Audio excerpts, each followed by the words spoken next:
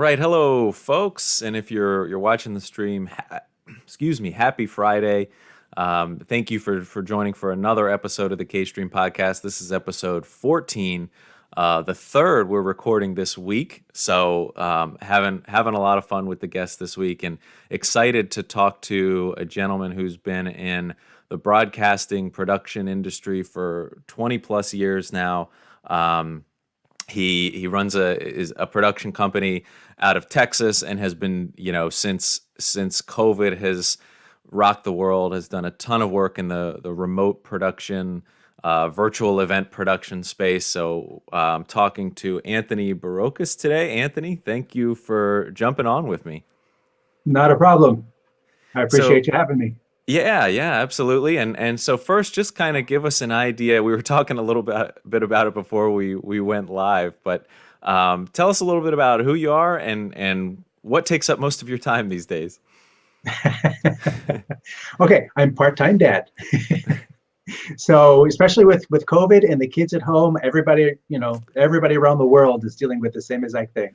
So it's like, you're all of a sudden the parent part of your life is much bigger than it was when the kids went off to school all day. Um, it's I'm no different than any other dad or mom, anywhere else. But it's part of the balance, it's that life work balance that we all, like on a day-to-day basis, or like making things fit. Um, I have a company called AIBA Communications, and I've had that since college. And don't go looking it up as to when that was. But then years ago, I've done multi-camera live switch to tape for years, in all sorts of companies around the world even, and just lately it's been, was of like the past 10 years, live multi-camera live switch, and then we use streaming platforms. And then it became easier to go to YouTube and Facebook, and then it's like, oh man, you just need an RTMP and you can push it anywhere, and it's super easy. And we were gearing up for this, some local partners of mine, we were gearing up for this huge, going to be national monthly Spartan type fitness competition, and we were boxing thing up in Pelican cases and racking them up, and then COVID hit and nothing happened. Like nothing. I was like, oh. And like everyone else in the industry, we were just like, what do I do? What do I do? What do I do? And I was like, well, let me look into what I could do remote wise, because if I'm having this issue, but it's like all the people that I was working with were also kind of stuck in the same predicament, in that they had events that they had scheduled that they had to postpone, and then cancel. And they still wanted to have something. And, with everything going remote, I 80% of the industry, I would say, and the other part of the industry went into like other parts. It's like, well, we used to do like set design, but now we're going to do it in virtual sets, things like that. We went into remote production, which is like, how can I get a remote guest who's there into my setup for an audience that's over there? And that has been like a huge piece of my work for, was it February now, like almost a year. And started out for the local arts organization. They wanted to have a virtual open mic night, and then we did their normal monthly meetings turned into bi-weekly remote talk shows, and that led to producing articles, and the articles got in front of a people, and then they say, oh, let me and when everything leads to something else. And now I'm working with a lot of companies, and things have started to go what I call hybrid, whereby I might be on site for the MC, or two people who are in a studio, but then there's a great portion of people who are remoting in as well. So it's hybrid. It's not all remote. It's not all local. It's both pieces in one.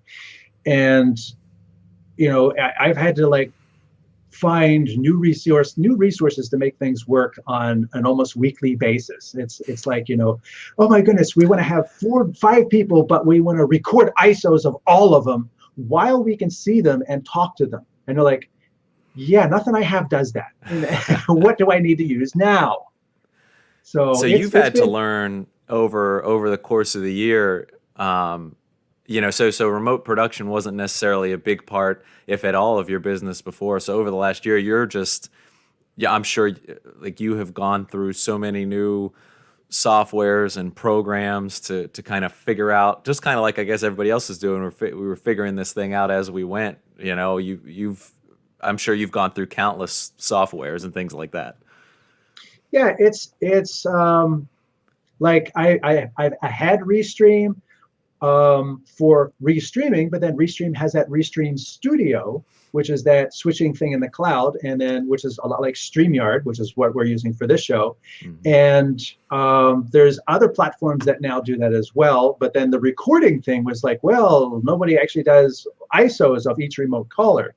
And then I find this Riverside FM, odd name, but Riverside FM, and this one does ISOs of all the remote callers. Okay, this is great, and so we've used that on a couple projects to get recordings, and then picking up, there's like vMix and Wirecast and OBS Studio and all those tools for bringing people into your computer here if you've got the bandwidth. But if you don't have the bandwidth, then using a cloud solution like StreamYard or Restream is a great tool. And now ShowFlow is now jumping into this part of the market as well. ShowFlow used to be just like run of show things, but it's a live document that automatically updates. So it's like multiple people in multiple departments can look at something, and if something, oh, this person's not here, the whole show just collapses, and now everybody's time is updated. It's a great tool, but now ShowFlow is also in the cloud multi-camera live production space as well. So, and they just sent me an update yesterday on new pricing. So when I last talked to them, it was like, yes, it's going to be $1,500 a year. And now they sent a thing saying, hey, you could do it monthly for $59. And wow. I'm like, whoa, okay, so that's a whole big different thing. And it's always trying to find tools that work, because like, vMix tops out at 8 remote callers. And that's if you've got a lot of bandwidth coming into your studio and you've got a great machine. StreamYard will do, 10, right? Yep. But if you're the host, then it's 9. And then if you have a client who wants to watch, it's 8. And you just keep chipping away at things, and it's just. So it's finding ways to handle more people, because I did an event where they said, well, we have 9, and it has to be in 9. I was like, I only got 8 in vMix, so we're going to do it in StreamYard, and then all of a sudden it became 10. Well, I need to be in the room, so you can't have 10 of you if I'm in the room. So we had to bring one of them into the studio, so they were local to me and not remote. And it was just finding ways to like strike that balance. But then ShowFlow comes in and says, listen, you have 10 plus a producer and up to 25 backstage, so you can have 25 people connect. I'm like, dude, that's like wow. A whole, like if I need to have like, okay, and then the next person, and then the next person, and then the next person, and the next person, that's like a really slick little feature. So and what about like, communicating with them too? That's a key piece, right? Like being able to communicate with guests while they're not live necessarily, right? Like a quote unquote green room type thing.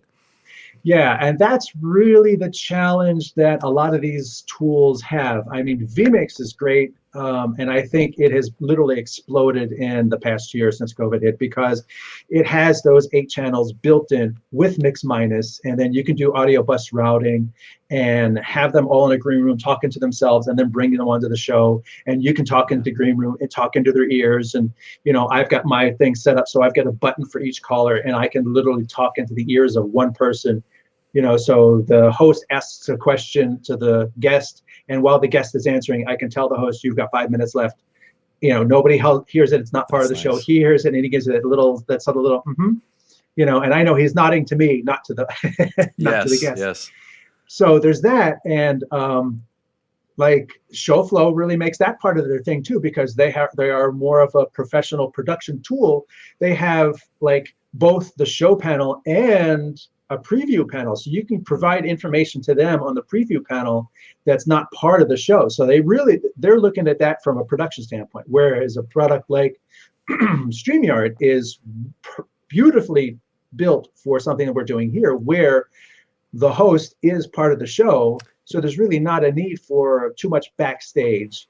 But I've used a tool like this for actual production, like remote records. But what we did was we had everybody lined up who was, a stakeholder in it, and we brought each person on screen. We had them do their thing or redo part of what they needed to do, and then okay, thank you, and next person bring them on. So we're doing these remote records, but everybody who's a guest in it is able to watch it.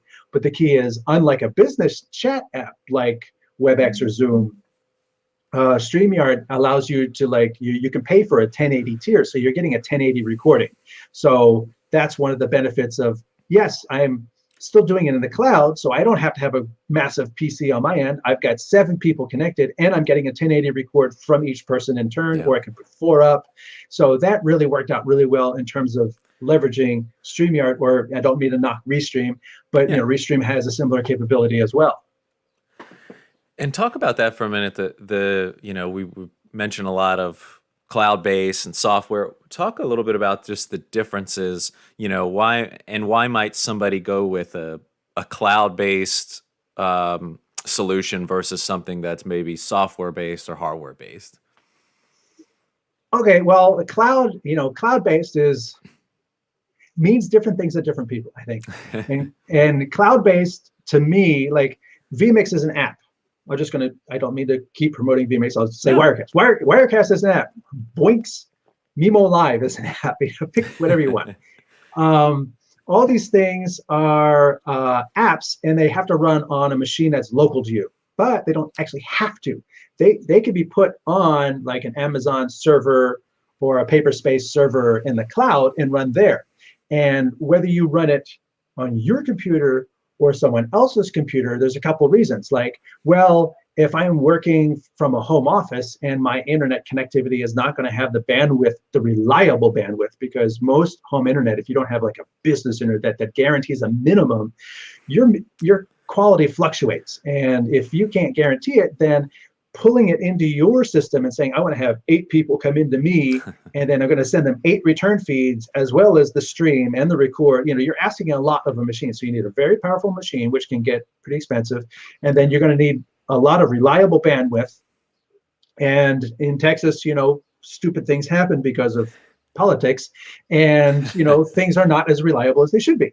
And so putting it in the cloud allows you to say, well, now I'm just looking at the screen of something that's happening on a really powerful machine somewhere else that has unlimited bandwidth.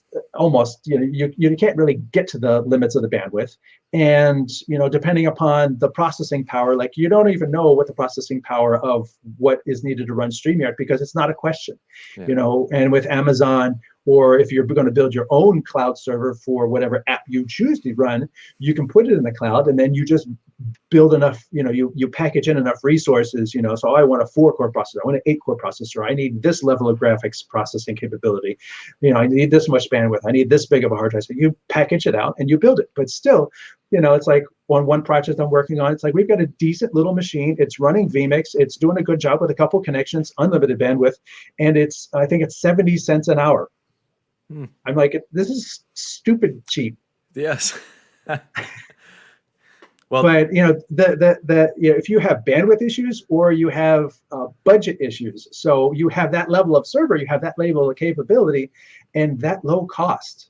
It's like, it takes time, and time is money to get it set up, to get it to where you need it to be properly outfitted and all this stuff, and then get your controls so you can properly interface with that remote thing. But you can do it with a lightweight laptop. You could do it with a lightweight desktop. You don't need a great powerful gaming machine with a huge graphics card in order to have somebody else's machine do all the hard work. Yeah, and you're also considering just kind of the type of work or the type of event, quote unquote, that you're doing. Like you said, for something like this, where I'm just, I'm talking to one person and I'm part of the broadcast, and I want to get it up on social channels, something like a cloud-based or browser-based solution like StreamYard is perfect. And you kind of, I want to talk about just an event that you actually wrote about recently. I know you do some work for the streaming media publication, and I saw an article where you kind of laid out your kind of thinking and decision making process behind how you went about eventually, purchasing and using a software for, was it a Habitat for Humanity event? Yeah, And yeah. talk a little bit about, what the event was, kind of what your, the problems that you were kind of facing, and or the questions that you were facing, and how you ultimately kind of got to your decision. Well, I was brought on for this summit that they were going to put on. And, it's like any corporate, quarterly meeting or leadership event or anything like that. So they're all kind of, especially with remotes. And this one was going to have a lot of remotes. But the key thing is they were going to have a panel event after a panel event. I mean, literally, like the panel event would have 5 people in it. And then, okay, thank you. And next, we're going to have this panel event. And part of doing remotes is you need to onboard the next panel event while you're in a panel event. And so we got to the point where, like I said, vMix has 8, and I could bring 8 in, and I could do 8, and I could send 8 out. That's not the problem. The problem is having 5, and then 1 holdover, and then 4 more. That's more than 8. I can't do 2 panel events in succession like that. I could do 1, but the fact that there was no break between them where I could do the onboarding for the next one in between, because literally it was like a 2-sentence transition between this panel event and the next panel event. Wow. So if I'm getting the next ones on 10 minutes early so I can make sure they're all there. Hey, I see you. You look good, sound good. Touch your camera down, okay, make sure you can hear me. Turn off the, air conditioner, tell the guy to stop mowing, things like that. I decided, listen, there's not enough time and there's not enough resources with vMix. And even though StreamYard does not have the back channel communication, you can text chat and it's always on the screen there. So it's not like it's hidden in a bubble somewhere or hidden in another pane. I said, listen, we'd be much better off doing this in the cloud using StreamYard because of the literally cascading panels.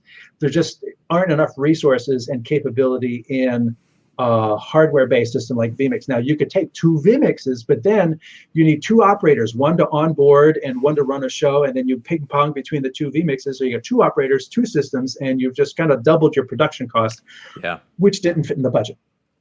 So it was getting it to fit in their budget while also handling the creep of people, because then it was like, and we want to have this other person on to introduce the panel. So wait, they're only going to be on for like 2 minutes. Can we record that, make that a video? Because then that would reduce the number of people and we could get it to fit. No, we want them live. Okay.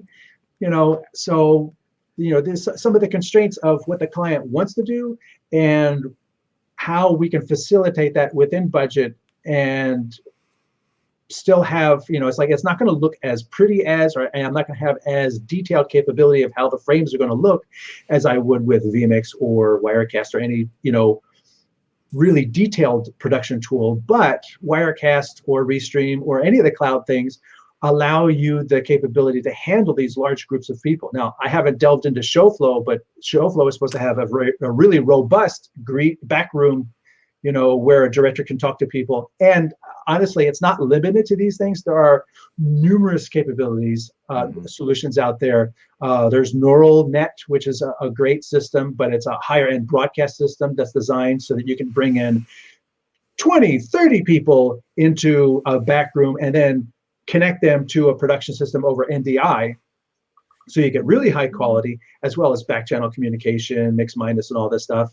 And now there's OBS Ninja. I just throwing this out there for people who are like, what else, can I do? Yeah. OBS Ninja is sort of like a structureless thing. And it's like, you kind of make it do what you wanted to do. The person who built this just sort of like built the construct, but he didn't say, and this is a room and this is, like you just make a room and then the room has certain features. Like I could still get an individual feed from everybody in the room, but then I can feed my show program into the room so everybody in the room can see it. So that's my return. And then there's also, if you're in the control panel for OBS Ninja, you've got a direct talk back to each person that's not part of the show. I mean, like, this is pretty capable. I haven't really delved into it because it really is like, you have to like put the pieces together yourself and to make it work. It's not a pre-built solution like StreamYard or vMix. Hmm. Man, as somebody who owns a production company, do you buy these softwares just kind of like based on client needs, or do you get them just like, do you have all of these I would imagine managing all of these all of these subscriptions gets to be a little bit of a headache, but maybe, there's probably, I'm sure somebody that's been doing this a long time, there's an easier way to go about it, or maybe not.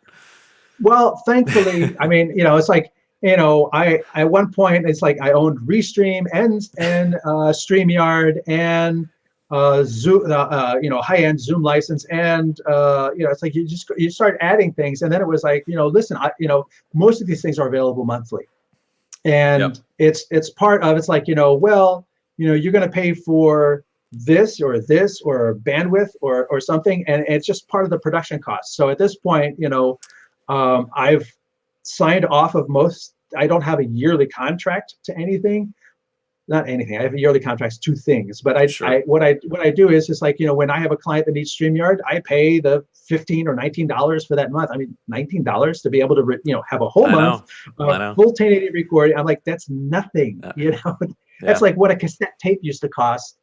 Just like, oh well, this client's coming, we need to buy a few cassettes. Well, the cassette was $23. And it allows you time to, I mean, you buy something for a month, you also have plenty of time to test it, theoretically. Yeah. I mean, and a lot of these things have free tiers where you can go in there and play around. And it doesn't give you Yeah. all the capabilities, but if you're just trying to see what the interface is like and things like that, going in at a free tier is a great way to do it. It's just at this point, there's so many cascading projects. Then, the interesting thing with live production is, oh, this production is only 2 days. You get the rest of the time. Well, no, because all the other days are taken up with the pre-production for the production, and the remote tests, and Yes. let's build the suite and everything. So, we started to get into like prepackaged online platforms like Hopin, like AirMeet, Yeah. and other things, which they can do multi-camera live switching sort of in their platform, but then they also offer registration, management, commenting, questions, polling, reactions. AirMeet has this big lobby where people can sit down at tables and then strike up Mm. miniature little video conversations at the table, which is pretty slick. And then they've got an arena where you can like dedicate something to particular like clients or sponsors. So, oh, I want to go to the Sony Wow. section. You go to the Sony section, you can sit down at the table with Sony representatives and talk about things. So it's like a conference type of thing, where you really, the mentality of those platforms is very similar to actually attending, like I'm going to a hotel and there's the conference and here's session Yeah. A, B, C, D. And outside there's a lobby where people can mill around, sit at a table, talk with people and network. And then there's booths and an exhibit area. So they're really echoing that real world situation in a virtual environment. And there's a lot to it in terms of understanding what can and can't be done. Like one of the limitations is, as a producer in AirMeet, I can't be the host or producer of more than one session at a time, Mm. which as a producer doesn't make sense. It's sort of like, once I get the speaker on stage, I need to leave this room, go to the next room, make sure this is going good, leave this room, because that's what a producer would Yeah. do. That's what the host would do. But AirMeet is sort of like, if you're the host of this session, you can't leave this session without closing it, and you can't go into any other session while the session's active. Mm. I'm like, no, you guys got to rethink that. Yeah. Because again, they're thinking in terms of like the speaker is the host, and that's not something that really exists. The speaker I'm just here to speak. I'm not running the show. I don't want to know anything about the backstage. I don't want to know anything about how all this works. I just want to be like brought on stage. Hi, welcome, blah blah blah blah blah. Thank you very much, and leave. Yes. Just like a real event. Yep. So these platforms, and like I said, I haven't checked out ShowFlow, but these platforms are not designed to have behind the scenes producers with this really weird control of everything, but not be seen at all.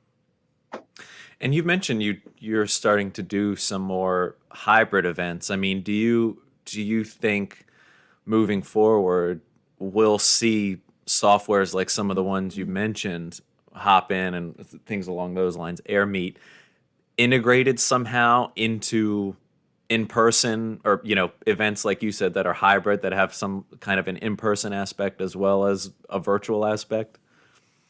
Absolutely. I think going forward, I think people are going to realize that, and it works both ways.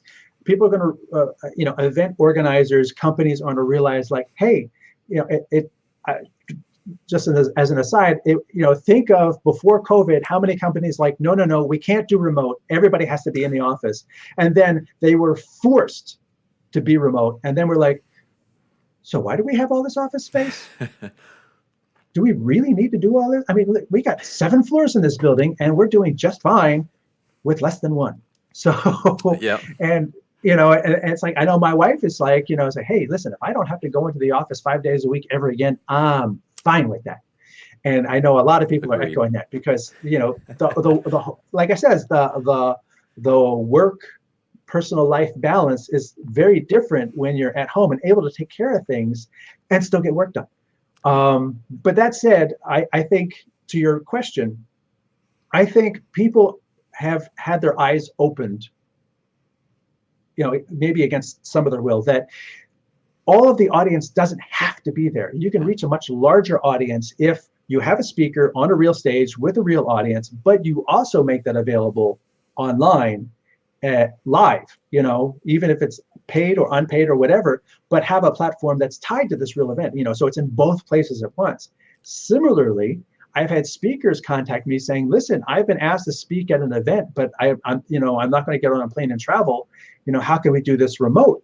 So there's, you can have a live event where the speaker is on stage, but they're actually still remote, but it's still, they are being piped into this room and they can see this room and they're interacting with this room, but then they're also in the virtual room. So speakers can be remote, audiences can be remote, in addition to the speakers and audience that are local. There's 4 components now, as opposed to it just being local or just being remote.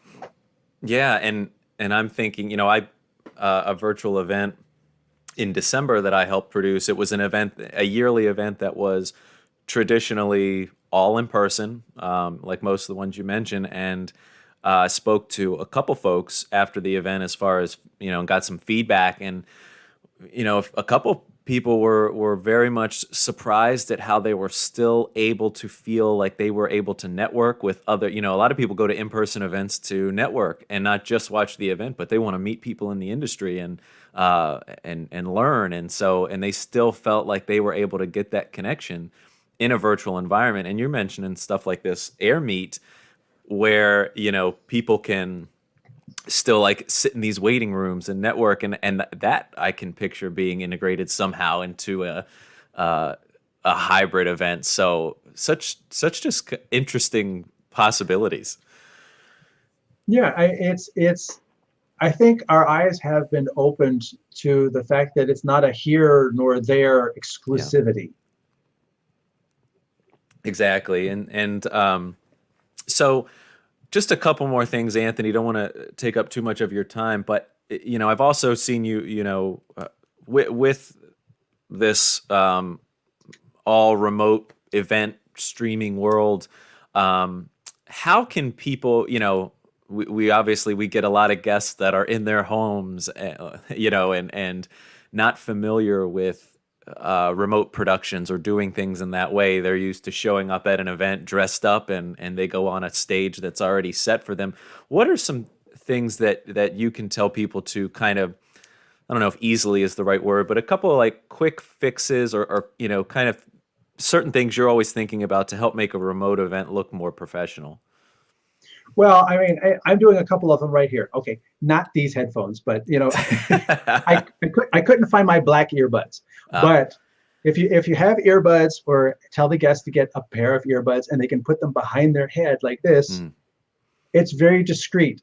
This is something, we have portable kits now that we send out for higher quality where we can control it, and included in the kit is a pair of black earbuds, and they go behind the ears and they're cinched back so you don't see the earbuds. And it's just like I'm talking to you without honking big headsets or a big boom microphone or dangly white, okay, these are not iPod headphones because there's no microphone. You know how hard it is to find a pair of headphones that don't have a microphone in them these days? I can imagine. But anyway, so I'm going to do a shameless plug if I can. Am I allowed to do that? Please. Okay. So if you go to if you go to this website, Stream for Us, there's a page called um, what is that page called? How to Look Awesome. I'm looking at it now. And on that page, can I share my page? Is that allowed? Yeah, yeah. Okay. Share screen. Yeah. Share screen.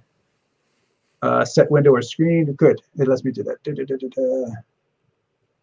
I think that's this one. Yep. Allow. Okay.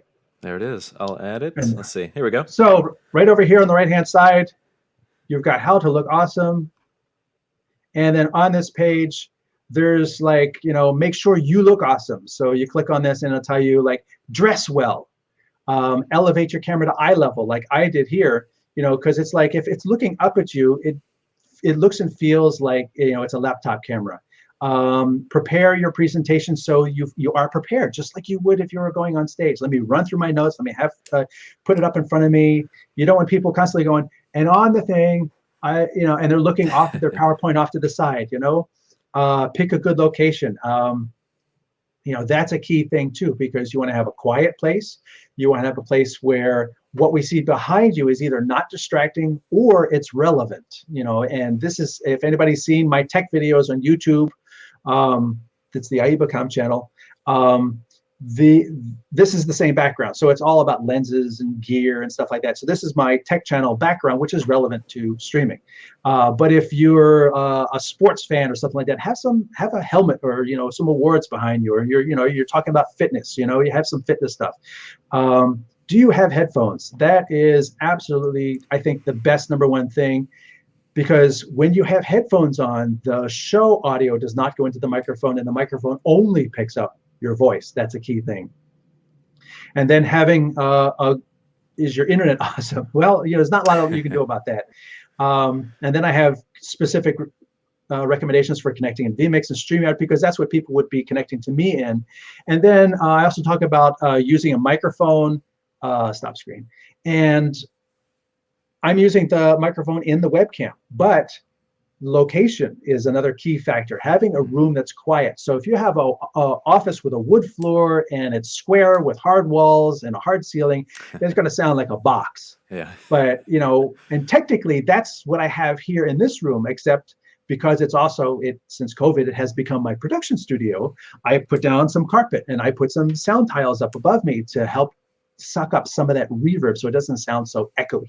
But in a house, if you have a room with some carpeting, you have some cloth furniture, usually bedrooms work really well. And I know nobody wants to actually be doing lives from their bedroom, but you take the camera and you aim it away from your bedroom towards a wall so that you're appearing in a nondescript background with a clean background behind you, and it's quiet, and you can close the door so that pets and deliveries and things like that, because Amazon comes, drops off something at the door, and the dog goes nuts, and things like that. Well, that's downstairs or in another part of the house, and you're able to be where in a live show.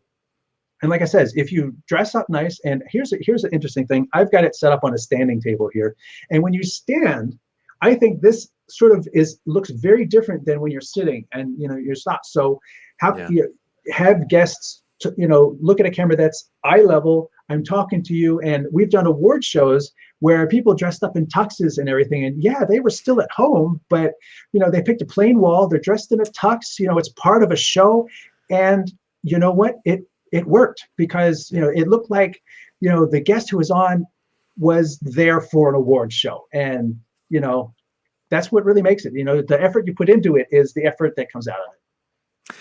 Anything, and it just made me think of another piece to events, and that's flow.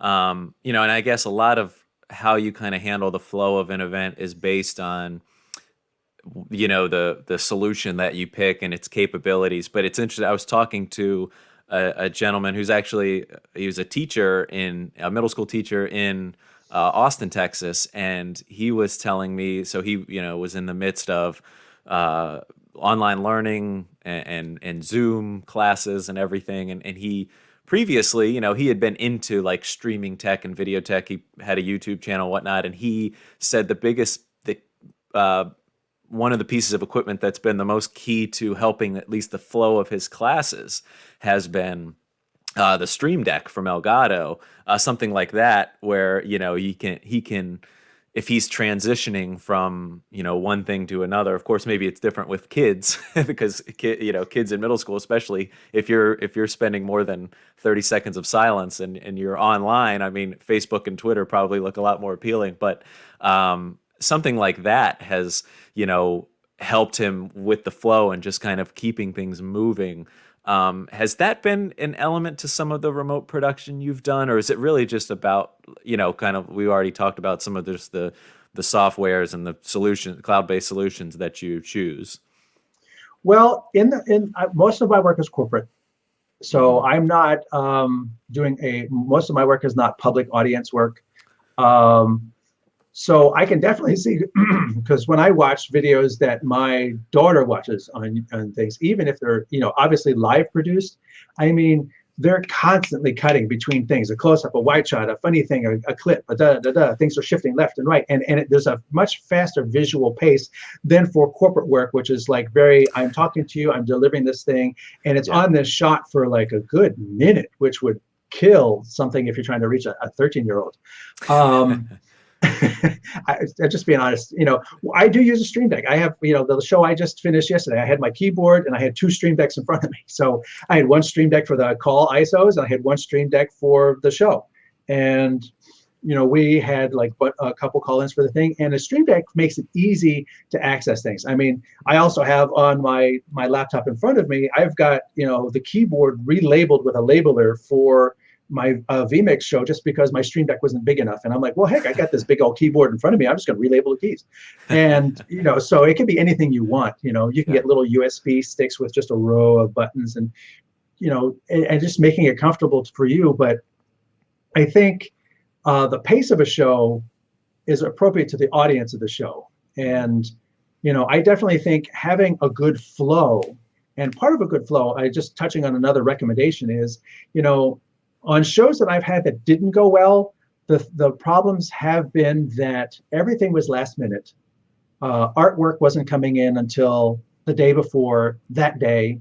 We like one show I did, it was sort of like, well, I kept asking, well, where are the lower thirds coming from? Are you doing the lower thirds? You want us to do the lower thirds? The night before the show, I still didn't have an answer. So I told the second producer, I said, listen, make all the lower thirds, because we're not getting them. We're not getting an answer. And that production time could have been better spent doing something else. And then the other thing that really helps a good flow is rehearsal. Yeah. The show that didn't go well, we didn't have a rehearsal. We basically had a tech check crammed into the back end of setup day, which should have been separate anyway. And because we were still working out technical issues, and then we did a couple of tech checks, and then the following morning, 8 a.m., boom, we're in show. Yeah. And literally, there was no time to walk through, how does this person introduce the remote person? How does the remote person come back to the stage? How does, and it did not go as smoothly as it could have. And the easiest thing to make that work is having a rehearsal, even if you don't play the videos in full, even if you're not doing the whole prompter thing in full. But just having the time to say, okay, Tom, now we're going to talk to, we're going to introduce Mary. So, well, how do I do that? What should I say? That's what we're here to figure out. So having that worked out in advance, and then Mary knows, okay, thanks, John. Hey, today we're going to talk about this. And now let me introduce this video. Boom. And that flow comes from rehearsing this. So as much as people think, oh, yeah, we'll just go online, it's just like Zoom. It's not just like Zoom. This is television. Yes. Well, thanks so much, Anthony, for the time. Where can people learn more about you or find your work? Let us know where we can find you. Well, I would say my company Stream for Us, but also Streaming Media Magazine at streamingmedia.com. And then you click on the producer. I'm one of the writers there, contributing editor. And so there's a lot of articles about remote production, live production, cameras, gear. I'm a gearhead. You can see that behind me. And then I also have a tech channel on YouTube called AIBA Tech Thoughts, or you can just go to AIBA.com. Just search for that on YouTube, and it'll show up. And that's basically the three outlets people can find me. Perfect, and I'll put some of that in the show notes and the comments for some of these social videos. Anthony, I know I've learned a lot today. I'm taking notes on all of the softwares and names that you dropped during the show, so I'm excited to maybe get to some testing. Thank you so much, and best of luck moving forward. Well, thank you, and I hope some of this stuff has been useful to people. People say, "Man, how do you know so much?" I'm like, "Dude, I'm still learning too, because there's Yeah. always somebody else that knows more about a particular thing." That's what I've found in just doing this podcast. If anything, if nobody's watching it, that's okay, because I feel like personally I am learning a ton, and it has been a pleasure. Well, it's been a pleasure to be on here. Thank you very much. All right.